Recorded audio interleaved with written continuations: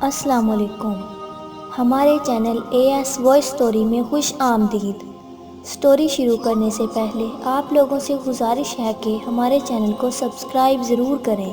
تو بڑھتے ہیں دلچسپ سٹوری کی طرف۔ احمد ایک آدمی قاضی کے پاس آیا۔ وہ بہت پریشان نظر آ رہا تھا۔ قاضی نے اس کی طرف غور سے دیکھتے ہوئے کہا، تمہیں کیا پریشانی ہے؟ اس آدمی نے بھرائی ہوئی آواز میں کہا، جناب میں شہر کا مشہور سوداگر ہوں۔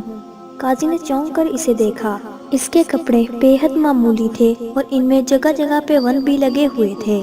قاضی کے ہونٹوں پر مسکراہٹ پھیل گئی۔ وہ اپنے تخت پر سنبھل کر بیٹھتے ہوئے بولا، اب میں تمہیں پاگل کہوں یا دیوانہ؟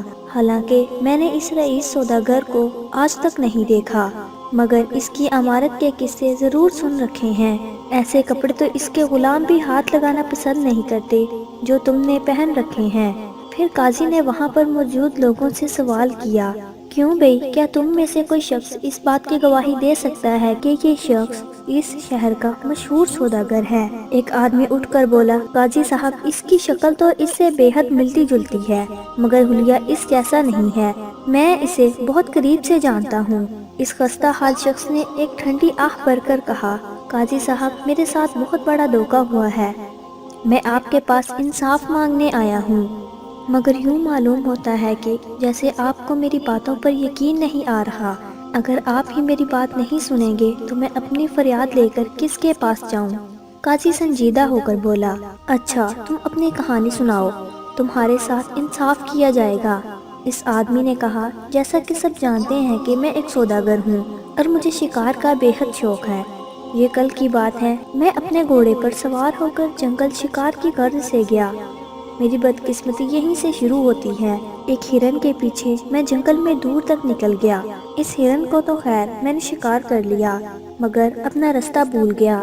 بھٹکتا بھٹکتا میں ایک چوپڑی تک پہنچ گیا جو جنگل ہی میں بنی ہوئی تھی۔ وہاں میں نے ایک ایسے شخص کو دیکھا جو شکل و صورت اور قد و قامت میں ہو مجھ جیسا تھا۔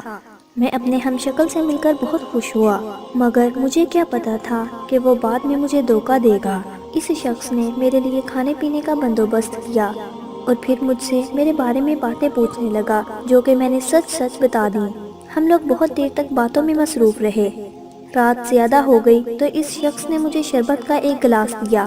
گلاس میں موجود شربت سرخ رنگ کا تھا اور اس سے بھینی بھینی خوشبو اٹھ رہی تھی۔ میں نے اس کا شکریہ ادا کر کے شربت کا گلاس منہ سے لگا لیا۔ ابھی میں نے آدھا شربت ہی پیا تھا کہ میرا سر چکرانے لگا اور میں زمین پر گر پڑا۔ پھر مجھے کوئی ہوش نہیں رہا۔ اگلے روز میری آنکھ کھلی تو میں چوپڑی میں اکیلا تھا اور یہ شخص وہاں سے غائب تھا۔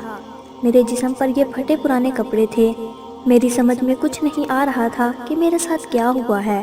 خیر میں جھونپڑی سے نکلا اور بڑی مشکلوں سے راستہ تلاش کرتا کرتا اپنے گھر تک پہنچ گیا، مگر اس وقت میرے صدمے کی کوئی انتہا نہیں رہی جب میرے ملازموں نے مجھے پہچاننے سے انکار کر دیا اور مجھے دھکے دے کر وہاں سے بھگانے کی کوشش کی۔ میں ان کو یقین دلانے کی کوشش کرتا رہا، مگر ان میں سے ایک ملازم نے مجھے زوردار دھکا دیتے ہوئے کہا، یہ سوداگر تو گھر میں اپنی بیٹی کے ساتھ موجود ہے، تم دھوکے باز ہو، یہاں سے چلے جاؤ، ورنہ ہم ابھی سپاہیوں کو بلا کر تمہیں جیل بھجوا دیں گے۔ عین اسی وقت میرے گھر کی ایک کھڑکی کھلی اور میں نے دیکھا کہ یہ مکار شخص میری بیٹی کے ساتھ مجھے دیکھ کر ہنس رہا ہے۔ پھر اس کے کہنے پر میرے ہی ملازموں نے مجھ پر تھپڑوں اور لاتوں کی بارش کر دی اور مجبوراً مجھے وہاں سے بھاگنا پڑا۔ اب میں اپنی فریاد لے کر آپ کے پاس آیا ہوں اور انصاف کا طلبگار ہوں۔ یہ کہہ کر وہ خاموش ہو گیا۔ قاضی صاحب نے اسی وقت حکم دیا کہ اس شخص کو بھی عدالت میں حاضر کیا جائے جو اس خستہ حال شخص کے بیان کے مطابق سوداگر بن گیا ہے۔ تھوڑی ہی دیر گزری تھی کہ وہ شخص عدالت میں حاضر ہو گیا۔ اس کے ساتھ ایک نوجوان اور خوبصورت لڑکی بھی تھی۔ اس نے حاضر ہوتے ہی کہا، جناب میں سوداگر ہوں اور یہ میری بیٹی رخسانہ ہے۔ قاضی نے اس خستہ حال شخص کی پوری داستان دہرا دی، جسے سن کر سوداگر بولا، حضور میں نے تو اس شخص کو زندگی میں پہلی بار دیکھا ہے۔ اس کی شکل حیرت انگیز طور پر مجھ سے مشابہت رکھتی ہے، مگر یہ شخص انتہائی چالاک لگتا ہے اور جھوٹ بولتا ہے۔ ان دونوں کی باتیں سن کر قاضی سخت الجھن میں مبتلا ہو گیا۔ اس کی سمجھ میں نہیں آ رہا تھا کہ ان میں سے سچا کون ہے اور جھوٹا کون۔ اس نے سوداگر کی لڑکی کی طرف دیکھا تو اسے محسوس ہوا کہ وہ ایک ذہین لڑکی ہے۔ اس نے اسے مخاطب کر کے کہا، بیٹی تم نے پوری داستان سن لی ہے، تم کیا کہتی ہو، ان دونوں میں سے تمہارا باپ کون ہے؟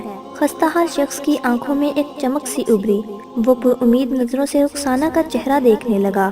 عدالت میں تمام لوگوں کی نظریں سوداگر کی بیٹی رخسانہ پر لگی ہوئی تھی۔ قاضی کا سوال سن کر رخسانہ کچھ دیر تک چپ رہی، پھر اس نے قاضی سے کہا، جناب قاضی صاحب، یہ پھٹے پرانے کپڑوں میں ملبوس شخص میرا باپ نہیں ہے، میرے ابا جان تو یہ ہیں۔ رخسانہ کے فیصلے کو سن کر خستہ حال شخص کی آنکھوں میں آنسو بھر گئے۔ قاضی نے کہا، لڑکی کیا تم اس سلسلے میں کوئی ثبوت مہیا کر سکتی ہو کہ یہی تمہارے ابا جان ہیں؟ جی ہاں، میرا ثبوت ایسا ہوگا کہ اس سے دودھ کا دودھ اور پانی کا پانی الگ ہو جائے گا۔ آج سے تقریباً 5 برس پہلے کی بات ہے، میرے ابا جان کے ایک دشمن نے ان کے سامنے قسم کھائی تھی کہ وہ تلوار سے ان کی گردن اڑائے گا۔ ظاہر ہے اس کی بات نے میرے ابا جان کو بے حد پریشان کر دیا تھا۔ کیوں ابا جان، آپ پریشان ہو گئے تھے نا؟ رخسانہ نے پوچھا۔ اس کے باپ نے بڑے زور سے اسبات میں گردن ہلا دی۔ رخسانہ نے پھر اپنی بات شروع کی۔ اپنے دشمن کی بات سے ابا جان بہت پریشان رہنے لگے، ان کا کھانا پینا بھی چھوٹ گیا اور کاروبار بھی بری طرح متاثر ہونے لگا۔ انہی دنوں میں میری ایک پری سے دوستی ہو گئی تھی۔ جب میں نے اس کو اپنی کہانی سنائی تو اس نے وعدہ کیا کہ وہ میرے ابا جان کی پریشانی دور کر دے گی۔ اس نے میرے ابا کی گردن پر اپنی جادو کی چھڑی لگائی اور بتایا کہ دنیا کی تیز سے تیز دھار والی تلوار بھی ان کی گردن کا کچھ نہیں بگاڑ سکتی۔ بہرحال ان کا دشمن تو ایک روز آسمانی بجلی گرنے سے جاں بحق ہو گیا، مگر ان میں ثبوت کے لیے یہی بات آپ کے سامنے پیش کر رہی ہوں۔ آپ جلاد کو بلوائیے اور میرے ابا کی گردن پر تلوار چلوائیے، ان کی گردن نہیں کٹے گی۔ بیش قیمت کپڑوں میں ملبوس شخص کا چہرہ سیاہ پڑ گیا۔ قاضی نے فوراً جلاد کو بلوانے کا حکم دے دیا۔ رخسانہ دھیرے دھیرے مسکرانے لگی، پھر خستہ شخص سے مخاطب ہو کر بولی، اب تمہیں اپنے جھوٹ کی سزا مل جائے گی۔ تم میرے ابا جان کی جگہ حاصل کرنا چاہتے تھے نا؟ تھوڑی ہی دیر گزری تھی کہ سیاہ فام جلاد ہاتھ میں چمکدار تلوار لیے اندر داخل ہوا۔ قاضی نے اسے حکم دیا کہ سوداگر کی گردن پر پوری قوت سے وار کرے، مگر ابھی جلاد نے تلوار فضا میں بلند کی ہی تھی کہ سوداگر قاضی کے قدموں پر گر پڑا اور روتے ہوئے بولا، جلاد کو روکیے ورنہ میری گردن کٹ جائے گی۔ میں سوداگر نہیں ہوں، اصل سوداگر یہی آدمی ہے۔ قاضی نے سپاہیوں کو نقلی سوداگر کو گرفتار کرنے کا حکم دیا۔ رخسانہ دوڑ کر اس خستہ حال شخص کے سینے سے لگ گئی، پھر اس نے قاضی کو بتایا کہ وہ بھی یہ فیصلہ نہیں کر پا رہی تھی کہ اس کا باپ کون ہے، اس لیے اس نے ایک کہانی گڑھ لی تھی۔ قاضی نے رخسانہ کی عقل مندی کے اعتراف کے طور پر اسے اپنی طرف سے 500 اشرفیاں انعام میں دیں۔ اس کی ذہانت کی وجہ سے ایک الجھا ہوا مقدمہ منٹوں میں حل ہو گیا تھا۔ اس روز پورے شہر میں ایک عجیب و غریب مقدمے کی تفصیل پھیل گئی۔ سوداگر واپس اپنے گھر پہنچ چکا تھا اور اس بات پر پھولا نہیں سما رہا تھا کہ خدا نے اسے رخسانہ جیسی ذہین بیٹی عطا فرمائی ہے۔ تو دوستو، امید کرتے ہیں کہ آپ کو یہ سٹوری پسند آئی ہوگی۔ مزید ایسی ہی دلچسپ سٹوری سننے کے لیے ہمارے چینل کو سبسکرائب کرنا نہ بھولنا۔ جلد ہی نیو سٹوری کے ساتھ حاضر ہوں گی، تب تک اپنا رکھیے خیال۔ خدا حافظ۔